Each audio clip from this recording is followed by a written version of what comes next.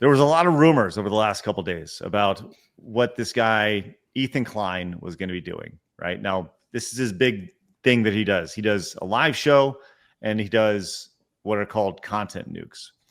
And I don't really know a whole lot about this guy. He just kind of pops up on my timeline occasionally. I know him and Hassan used to have a show together.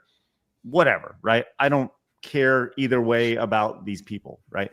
But what I do care about is what he's doing right now and the potential long-lasting effects on how it could affect our show and everybody else's.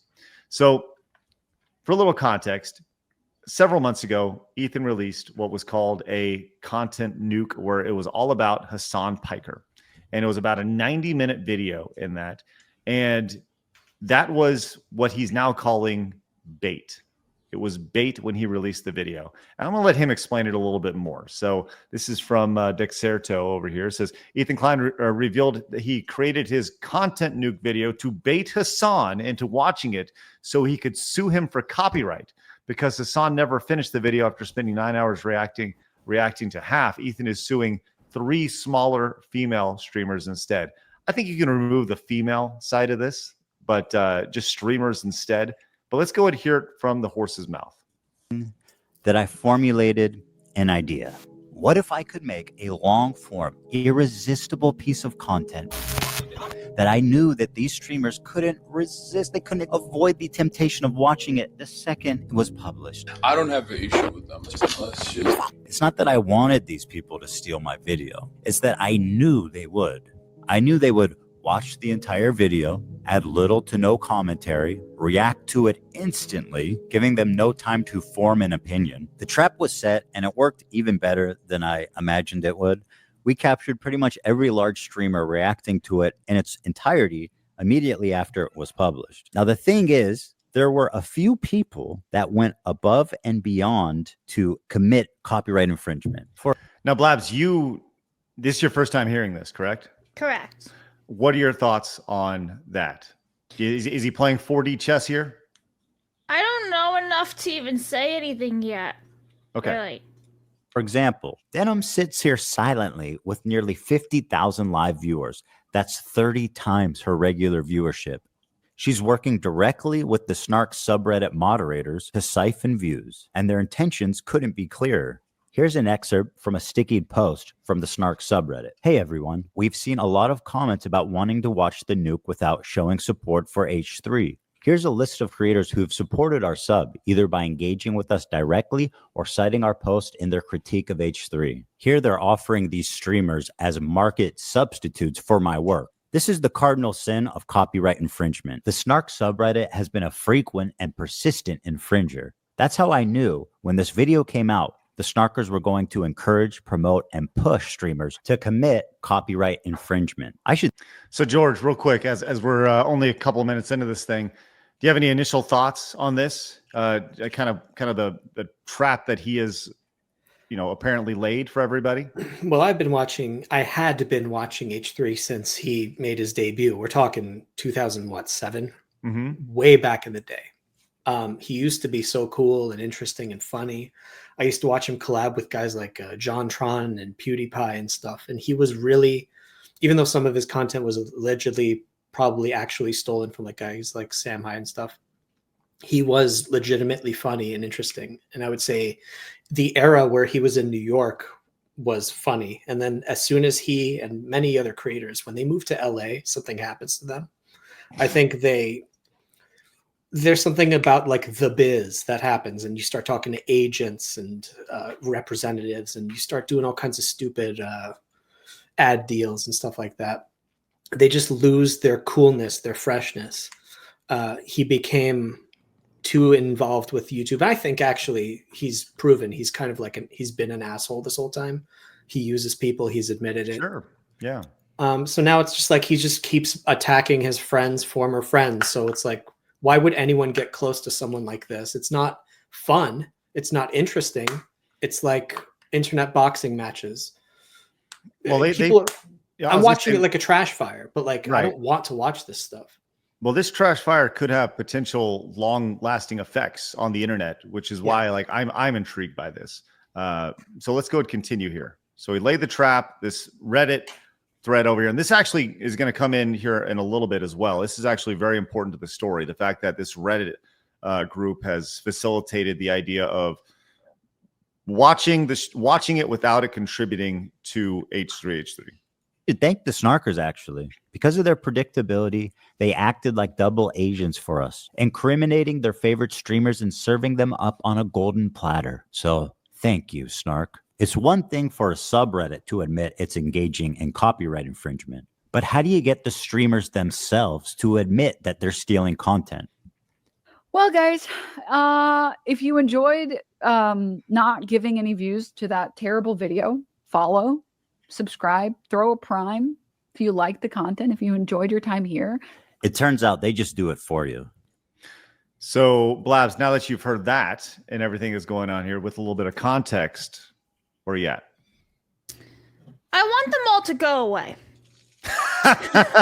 Listen, this is a tale as old as time when it comes to whatever type of content that you produce, whether it's movies, radio. I've said this a million times, and I don't actually mean this, but this is how people grow. They get in these pseudo feuds and they find other people, and then their audience grows. Like, it's the old controversy creates cash, right? Everybody's leveraging everybody else. If you don't think that Asmongold and Hassan beefing off each other doesn't do wonders for their viewership and their ad revenue and everything that they generate from their videos, like it's just a game. It goes back to what we talked about not too long ago about Philly cheesesteaks. George, are you familiar with Geno's and Pat's in Philadelphia? You familiar with those two companies? Maybe refresh me. So they're two Philly cheesesteak companies that are right across the way from each other. And it's always like, which one is better? Well, so naturally you got to go, since they're right across the street from each other, you go and buy one from each so you can find out which one is better, right? And they both profit, but from a feud, right? And that's kind of what we see here in the content game. And like I said, this has been the same way forever. Did you see what this actor said about this person? Did you see what this radio host said about this person? Whatever. And a little bit of controversy, and it keeps going. Let's go ahead and continue on here. It says Ethan of H3 Productions reveals in his latest video he laid a trap right here by registering his content nuke under copyright in order to sue his enemies. So it goes even a step further here, Blabs. One thing about copyright you should know is that you got to register it before you publish to be eligible for statutory damages and attorney's fees, which is the main biting force of a copyright infringement lawsuit. Well, I'm happy to tell you guys now, I, Ethan Klein, have registered Hassan Piker content nuke with the United States Library of Congress. Some of you guys out there sweating. So he literally went in and uploaded it with the Library of Congress 3 days before. This is the registration number and everything. I mean, this was a very calculated move by him. George, you're talking about how you used to watch him. He's still obviously extremely smart and cunning to be able to pull something like this off, because I don't think people are thinking like this when it comes to registering your content with the Library of Congress before it hits the internet. Well, it's a trap that it can work in other mediums. Like if I make a comic book and I publish a comic book, before I send it to anyone else, I copyright it and send it to Library of Congress. So in other mediums, this is common practice. I think it's new in terms of putting videos online because there are unwritten rules. I mean, they're on the far end, there's stream sniping, which is considered, disrespectful, whatever. If like you can flag someone, get it taken down. It's rare for someone to do something like this so that they can sue other creators. Internet rules since the beginning have been like you can use other people's content, and I don't know, if you don't like it, you can get taken down or tell them to stop. Like if someone posts my comics without attribution, it always drives me crazy, especially only when it's a monetized account, let's say. So if they're making money, like a newspaper publishing my comics, it's like, hey, you didn't have permission. You don't even put my name on it. Right. So like that upsets me, and I tell them to stop, but like I can't monetarily do anything about it. Right. This is, I think he's exploring how to take copyright stuff to the next level, as if he made a movie and I uploaded the movie to my channel. Well, I've talked about how with, nowadays on the internet, I think people taking our show and talking about it is the best promotion that we can do. As a matter of fact, I know that there are some streamers that have gone out of their way to say, to put it in the hands of the audience and say, hey, if you clip our show and it does X number of views, we'll pay you X amount, right? I Show Speed's done that. I think Kai Sinet's done that, right? I think it's actually brilliant marketing personally. And that's something that I think we should totally explore over here, because the more people that watch our stuff in clip format, I think the better. With that said, there is something to the idea of being malicious about it. And that's what's going on here, is these people are watching this with the intention of literally hurting his brand, hurting his videos. And once again, whether you like Ethan or not, the idea of put your favorite content creator in their shoes and somebody quote unquote reacting while just sitting there, not really doing anything and just letting the video play with the intention of letting their audience watch it. So your favorite content creator doesn't get the ad revenue from it, right? There is malicious intent there. But I want to back up a little bit further, because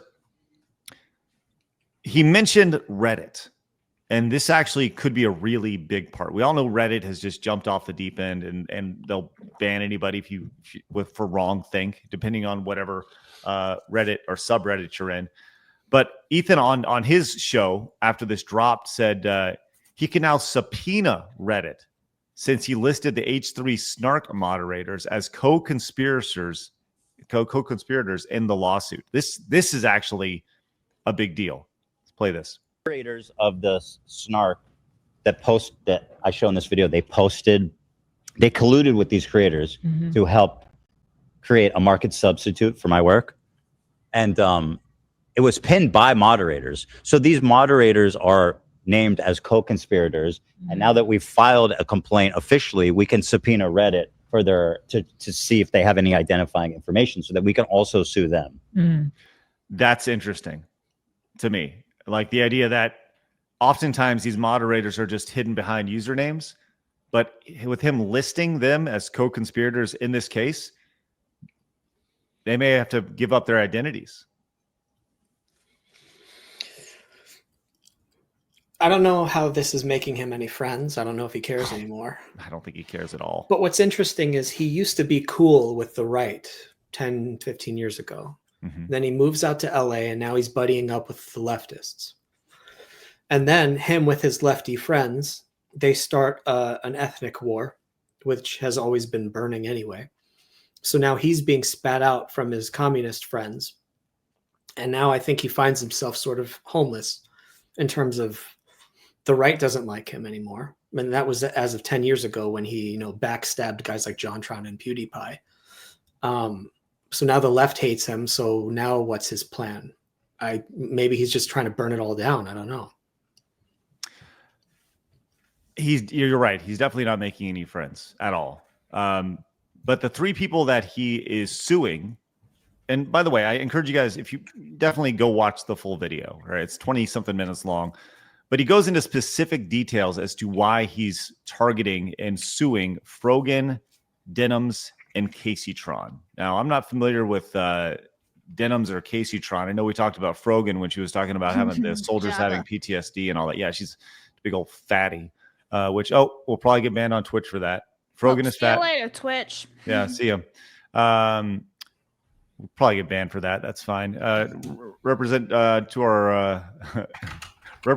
our boys over there, Tectone, who called Frogan fat and was right. Anyways, he thinks that they're going to be begging him to settle. I'm suing somebody. First time on the other side. We've only ever been sued. It's like I said, I was closing one front and opening another, and I got to tell you, for the first time in my life, it is. I'm not going to say it is a nicer feeling. Let's say being on the other side, right? Especially when you know your cases are like easy slam dunks. These people are going to be begging me to settle.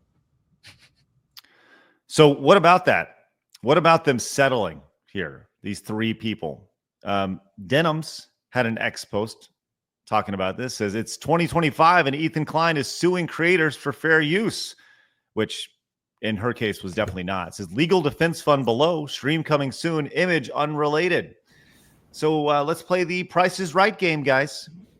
How much? The goal by Denims is $100,000. Don't tell me this isn't a grift when your goal for a legal defense fund is $100,000. Ironically, that was the number I was going to guess that her legal defense fund would be. Well, how much do you think she has raised of that $100,000? You know, I feel like it's actually a good chunk already just because how retarded the internet is lately. I don't know. I feel like there could be like $25,000 already raised. Okay. George? It's going to be over 100,000. You think she's raised over $100,000 at this point? I think so, yeah. People hate Ethan enough, yeah. Well, maybe the internet is healing because she has raised just under $7,000. No way. So, well, that's funny. All that money is going to go to Ethan anyway. Right. I agree. How has Frogan reacted to this? Well, she probably had a burger. Yes, and wished PTSD on U.S. soldiers over here. She apparently deleted all of her Twitch VODs and just so about that. She panicked. As she was like eating. She was, nom, delete.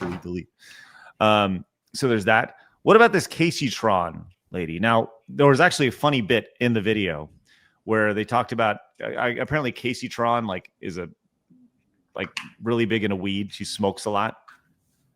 And apparently, it's this really funny bit. She smoked for 18 minutes of the reaction to, she was actually inhaling and smoking for 18 total minutes during her stream reacting to this, where she only spoke for 15 minutes during it. So kind of funny.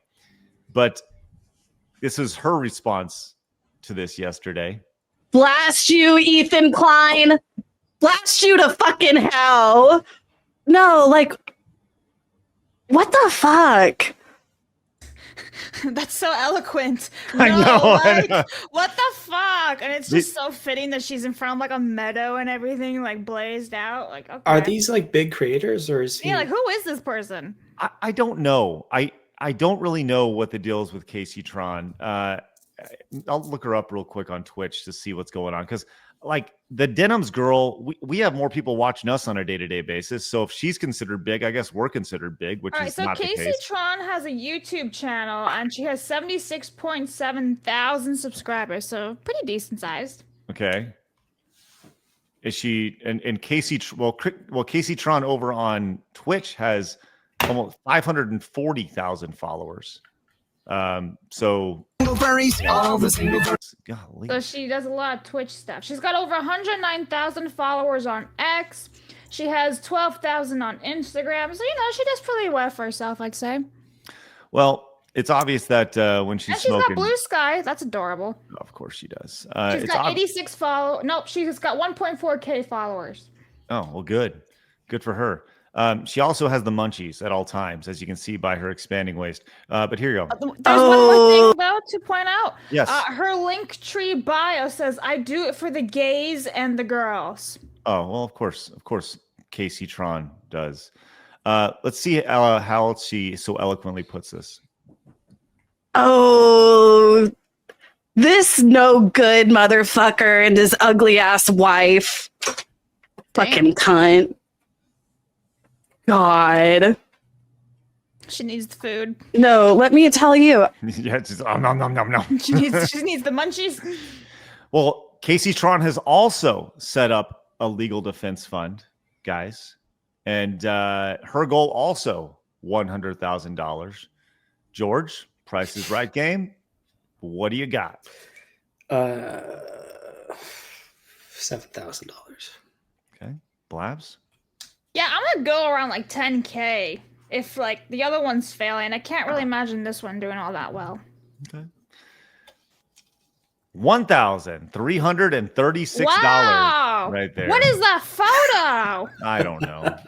Did she do this when she was high? I guess. That's gonna make people go away. They're like, get that away from me. Yeah. Well, not doing very well. So maybe the world is healing a little bit. Imagine if we bit. set up a GoFundMe just to troll them and see if and we raise more money. Thought about it. Not gonna lie, thought about it. I thought it'd be really, really kind of funny. This clip is it's really, really funny, and it kind of puts a pin on the whole thing. During this little content nuke or this announcement, whatever you want to call it, Ethan talks specifically about how reactionary streamers will just leave and go to the restroom, and there's called like a chair stream, right? Where your chair's just sitting there, but the video's playing, and you're not actually reacting to anything, right? So, what's this guy's name? This guy, the blonde guy. What's XQC? XQC. Okay, Chet. This is crazy. Chet. Here's this video. Him reacting to this. Got to be honest, pretty freaking funny. State of reaction content on Twitch is so broken. These creators feel comfortable looking right into a camera and saying outright, "Hey, I'm stealing this guy's content. Pay me instead of him." This is not a healthy environment. And with people like Hassan reacting to entire TV shows on stream. Check Azan's stream. So he's going to go check out Hassan's stream while talking about chair streams.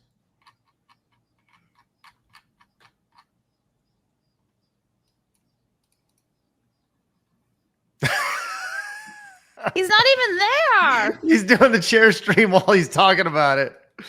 This is the way things go. Can we get it? Can we get a think about this then? I mean, pretty. What timing? Huh? Yeah. Awesome stuff. You know, everything's cooked when XQC like makes sense. What XQC was actually kind of roasted in the video. Oh wow! I guess he did the worm as well. He was addressed in it as well. Well, but other streamers are getting behind this idea of suing these folks, including Tectone, who's been making waves over the last couple months, co-streaming over on Kick, making tons of money over there. This was his reaction to this. And Denim's the queen. Yeah! Oh shit, dude! Oh shit! Hey, yo, Ethan. On everything. If you somehow see this, if you get me in contact with your lawyers, bro, I'll do it too. Hit me up. Finding lawyers that'll do this is the hardest part. If you got lawyers, I will do that shit too. Hit my ass up, bro, please. So the idea that potentially other content creators could be hopping in and suing as well. So there's that. But Blabs, one last thing before we go on this story. One last little bit. It always comes back to the one who will outlive us all. oh no! The one who will. The one roach to rule us all. Yes. Ah shit. George, do you know who Dark Side Phil is? I've heard of them. Well, Dark Side Phil has come out and said there are entire channels making bank by stealing live rebroadcasting my content without making it transformative. They outright ask for contributions to do so. If this lawsuit goes through, I'm going to be rich, and many are going to be in trouble. It always comes back to Phil. I'm sure he saw this and he's just like, I'll never have to work again. I'll hit my money goal every day. Well, there you go. And that is the story of the content nuke. And once again, I feel like this is really important because at the end of the day, like, there are chair streamers. There are people who just go out and they put things up for people to their audience to watch. They don't provide any attribution to the original creator. You know, George, you've dealt with this as well.